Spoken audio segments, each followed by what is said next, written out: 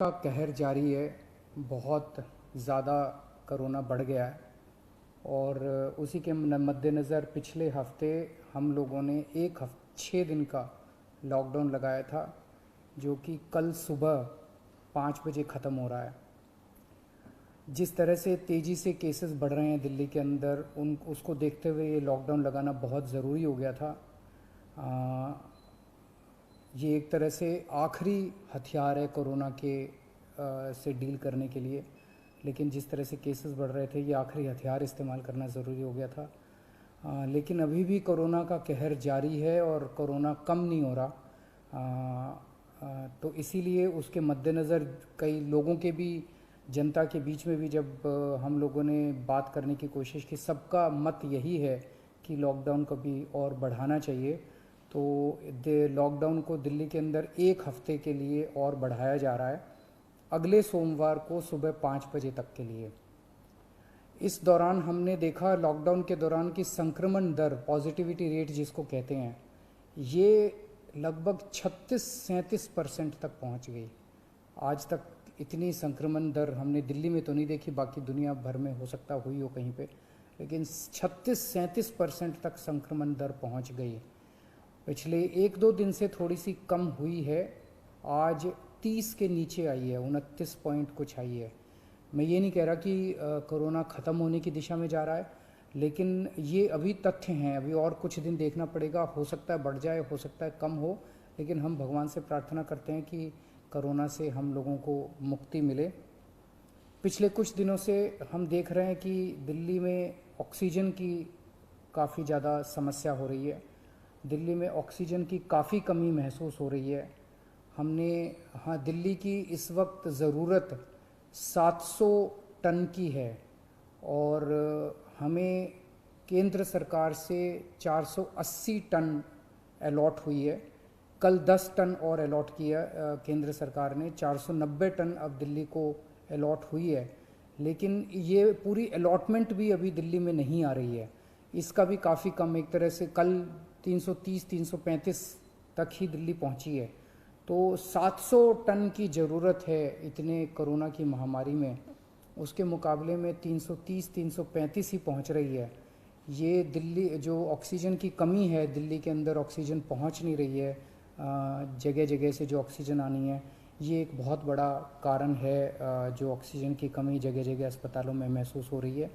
लेकिन हमारे ऑफिसर्स, हमारे सभी मंत्रीगण, हमारे सभी लोग रात रात भर पिछले कुछ दिनों में, जब से ऑक्सीजन की कमी हुई है, एक एक अस्पताल जहाँ जहाँ कमी है वहाँ सप्लायर से, मैन्युफैक्चरर से, ट्रक ड्राइवर से जो लेके आ रहा है उससे फ़ोन कर करके कोशिश कर रहे हैं कि समय पे अस्पताल में पहुँचे।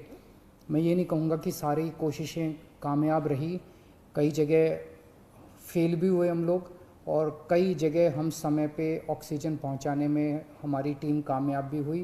तो सबसे पहले तो मैं उनको जो रात रात भर काम करके और अस्पतालों तक ऑक्सीजन पहुंचाने की जो लोग भी कोशिश कर रहे हैं, उन सबका मैं धन्यवाद करना चाहता हूं कि इतने मुश्किल समय में इतनी मेहनत कर रहे हैं।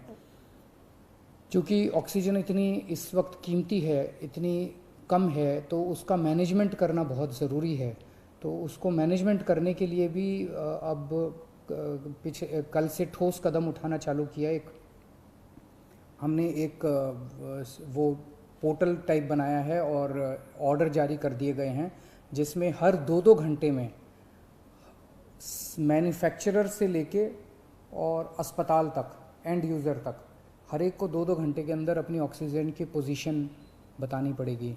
कि मैन्युफैक्चरर को बताना पड़ेगा कि पिछले 2 घंटे के अंदर कितने ट्रक उसके निकले, सप्लायर को बताना पड़ेगा कि कितने ट्रक उसके दिल्ली के अंदर, दिल्ली की तरफ जा रहे हैं, अस्पतालों को बताना पड़ेगा कि पिछले 2 घंटे में कितनी इस्तेमाल हो गई, कितने घंटे की और बच गई।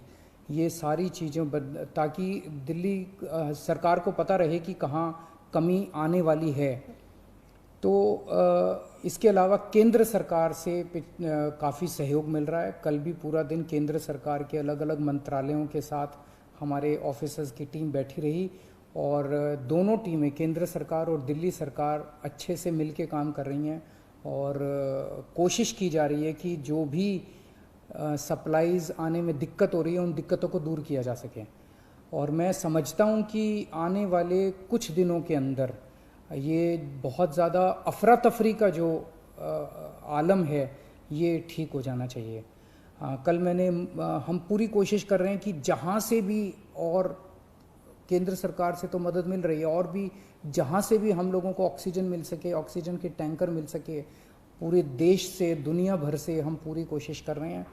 कल देश के सभी मुख्यमंत्रियों को मैंने चिट्ठी लिखी है कि अगर आपके यहाँ, आपके राज्य में, गवर्नमेंट में या किसी कंपनी में कोई ऑक्सीजन की पॉसिबिलिटी हो तो हमें ऑक्सीजन मुहैया कराइए, ऑक्सीजन टैंकर मुहैया कराइए।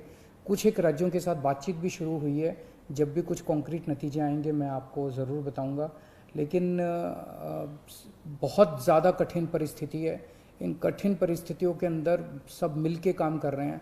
मैं उम्मीद करता हूं कि ये जो इतनी बड़ी इमरजेंसी क्रिएट हो गई है, इससे हम लोगों को जल्द छुटकारा मिलेगा। बहुत बहुत शुक्रिया।